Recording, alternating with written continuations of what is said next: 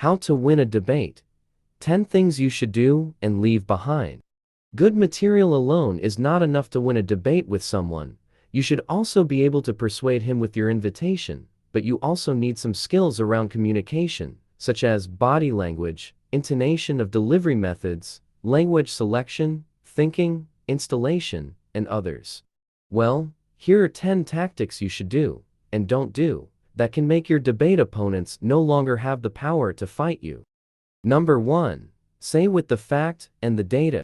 If you think that water can put out a fire, whereas your opponent thinks that oil can extinguish a fire, then, the only way to prove who is right is to try it directly, and so, when the facts have spoken, finished, the debate will stop, because the truth is immediately visible. Well, that's the case with your debate, when you use facts and data, because indeed, those facts and data will not be hypothesized, so before you start a debate, prepare your data.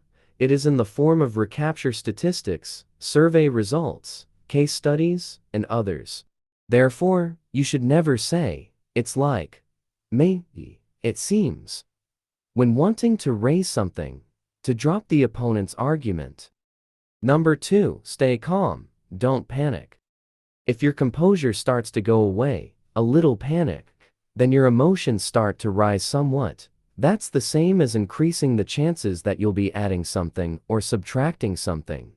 Because of the name of emotions and feelings, it is uncertain. When times like this, your arguments are easily slaughtered. This is closely related to the first way above. You can panic if you don't have data and arguments that are basically strong. Instead, make it so that your interlocutor, who becomes panicked and begins to lose his composure, because if he is already panicked, doesn't know what to say, then he will tend to talk inconspicuously, because he will not let himself be deemed alone, automatically, immediately visible the weakness. If that's the case, even without us talking anything, the audience can already judge that he has failed. Number 3. Use logic. Logic is something that is true according to all human beings who have common sense. Can't help but, in order to say yes to the opponent of the debate, you must satisfy his wits. Don't make an influence through his feelings. Show how something happened for a cause, and how it would produce an effect. Number 4. Throw a question. Questions can keep a debate fair in nature. Don't let you be influenced by your debate opponents. Sometimes, you can get influenced by the debate opponent when he throws a statement that seems really real. Well, to counteract it, ask him something. The questions are why, how, and others. Because of its rarity, a question is harder to refute than a statement. For example, put it this way. Number 5. First listen to what your opponent has to say. Unfortunately, not a few people are too reactive. They have thought about what they want to say first, so they don't hear anything that their opponent said from beginning to end. In fact, if every word that the opponent conveys is heard in its entirety, you can know where the mistakes and shortcomings lie. Also, you can see what and where his weaknesses are, so that you can then deny him from there. Number 6. Don't attack the person, attack the argument. Again, take care of yourself, so that your emotions do not rise. Because, if emotions have risen in the middle of arguing, usually the person will start looking for the ugliness of the interlocutor instead of trying to strengthen his argument and weaken his opponent's argument. Number 7. Don't get distracted.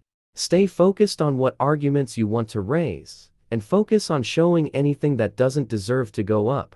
Don't let you be diverted by the opponent of the debate to raise something else and to drop another thing again. After all, this is your opportunity. When he tries to divert you to another issue, it means that he does not have a strong argument in the previous issue.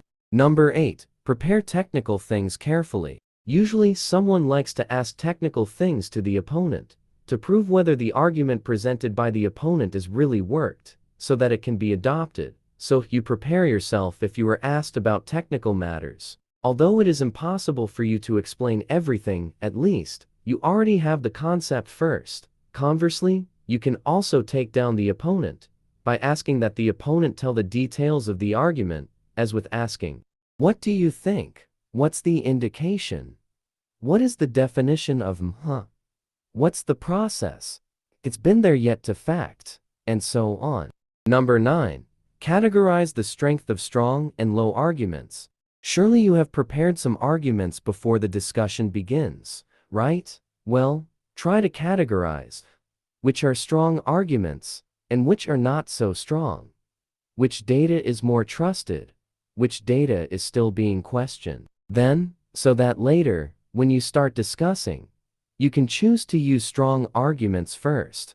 Number 10. Strive to understand the enemy. If you are in an oral debate or any other type of situation like this, an effort should be made to try to understand the opponent's position. This does not mean that one should support the position of the other, of course, but it does mean that one should try to look at the points they have explained and based on which sources they rely on. Once the other party's point of view is understood, it will be easier to maintain your own position with better success, mainly because misunderstandings and debates about aspects that the other party did not really say can be avoided. Very often in debates that a situation occurs where, when someone makes a critique of what the opponent has explained, this opponent jumps up saying something like, "I didn't say this," and finally, it turns out that he has clearly not said such a thing, which implies that all the criticism makes collapse like a house of cards. That's more or less the 10 ways that people are used to that can eventually win a debate. Approximately. Do you have any other more powerful ways? If you enjoyed this video, give it a thumbs up and share it with your friends so we can keep making them. For more videos like this, hit the subscribe button and remember to click on the notification bell. Also, be sure to check out our other videos as well. Thanks for watching.